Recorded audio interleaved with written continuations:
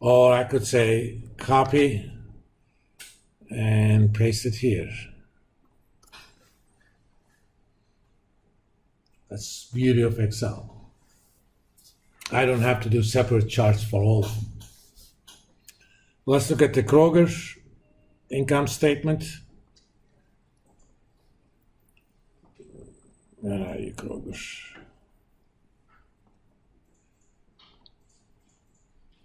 Okay, Kroger calls it statement of operations. Walmart calls it statement of income. Unfortunately, as I said before, there is no standard.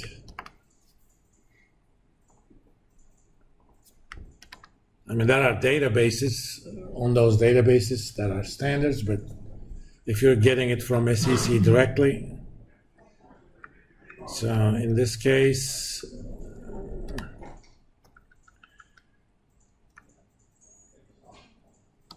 divided by sales, 1, 2.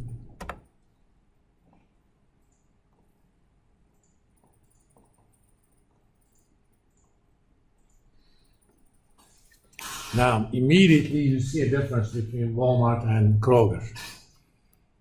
Of each $100 sales Kroger makes, about $78 or so is the cost. They get to keep only about 22, 23.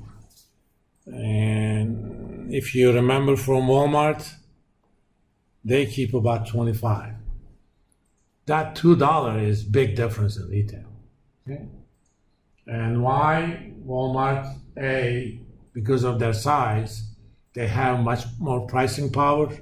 And B, even though that advantage is not as big as it used to be, their logistics operation or supply chain operation was superb. People actually learn supply chain from Walmart. Now Amazon does it much better than any of them.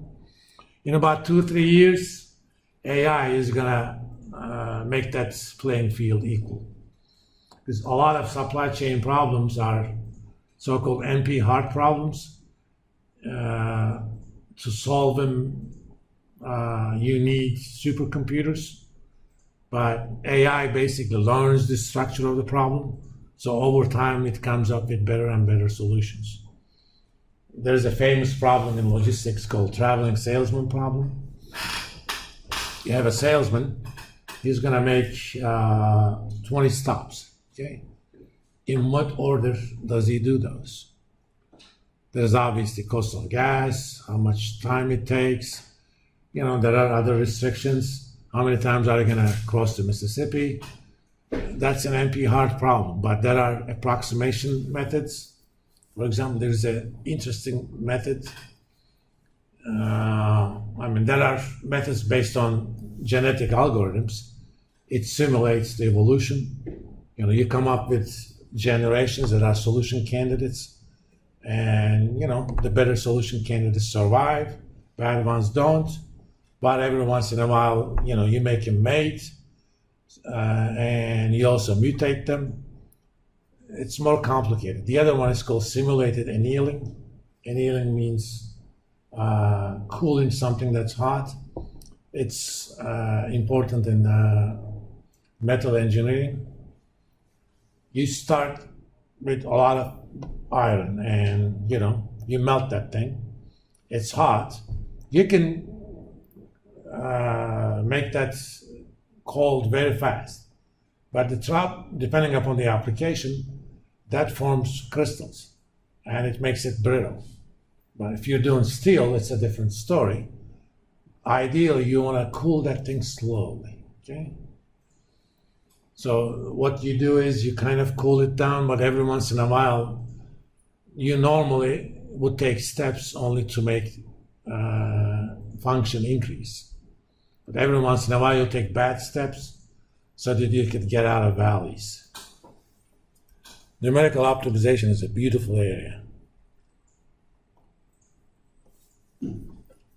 But now AI problems basically say, we're not worried about necessarily finding the peak of the peaks, because a lot of problems have multiple peaks. Some methods, they find one of the peaks, but they get stuck there. Because in order to get to the next peak, they have to go through a valley. Sometimes you can't get out of that valley. Think of it as a black hole, right? You can't get out. But AI says, I'm going to learn about the nature of the problem.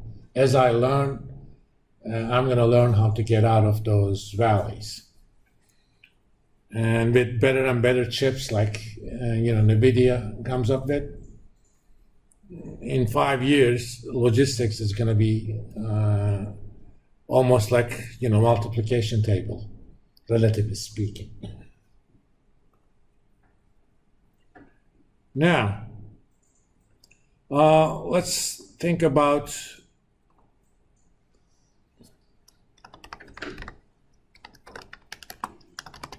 short-term solvency ratios. These are ratios that are of interest to short-term creditors.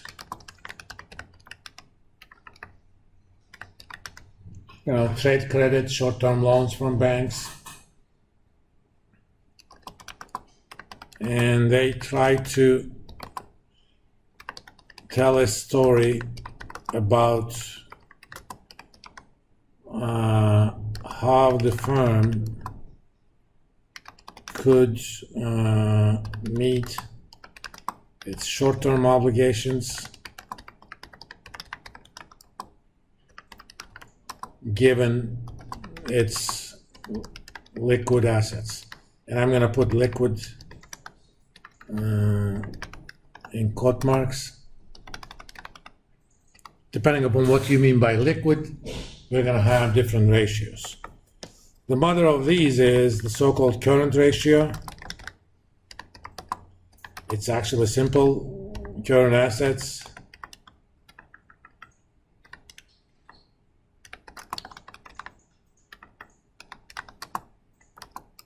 divided by current liabilities.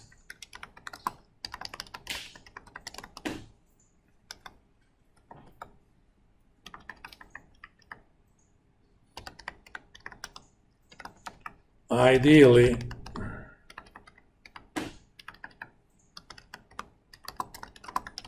you want this number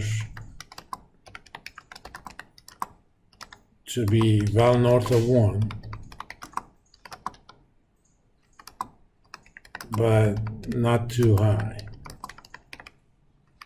If you have a current ratio of 10, you're wasting money, because that means you have too much current assets, and current assets are what? Cash, short-term investments, inventory, accounts receivable. They typically don't earn much, those assets. Cash, okay, these days maybe you can earn 5% as a corporation. Accounts receivable, explicitly it doesn't earn interest, but implicitly it would. Because if you pay me cash, I'm going to give you a lower price compared to someone on trade credit.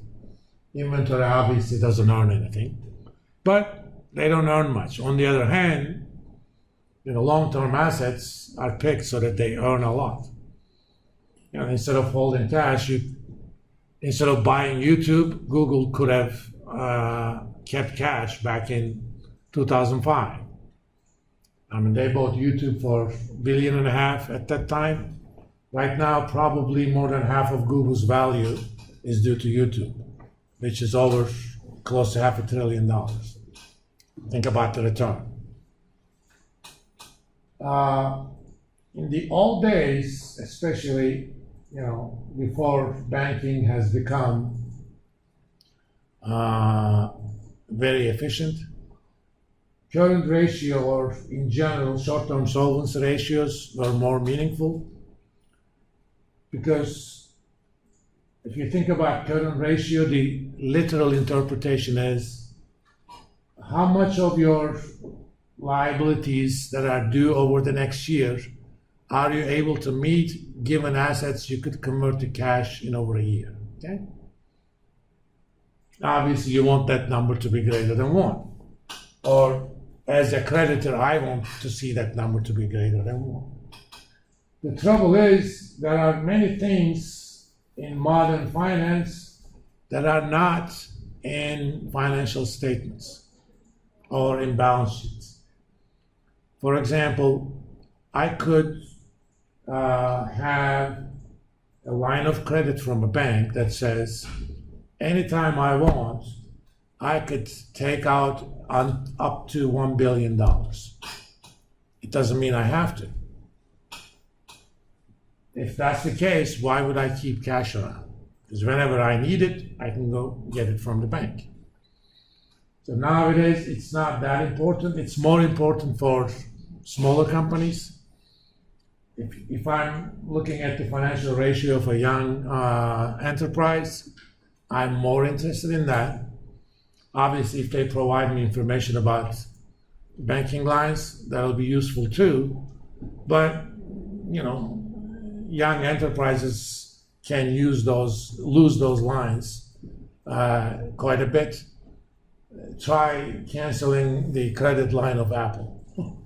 You can, but you're not going to get any of their business again. But you can afford to cancel the line of a mom and pop store.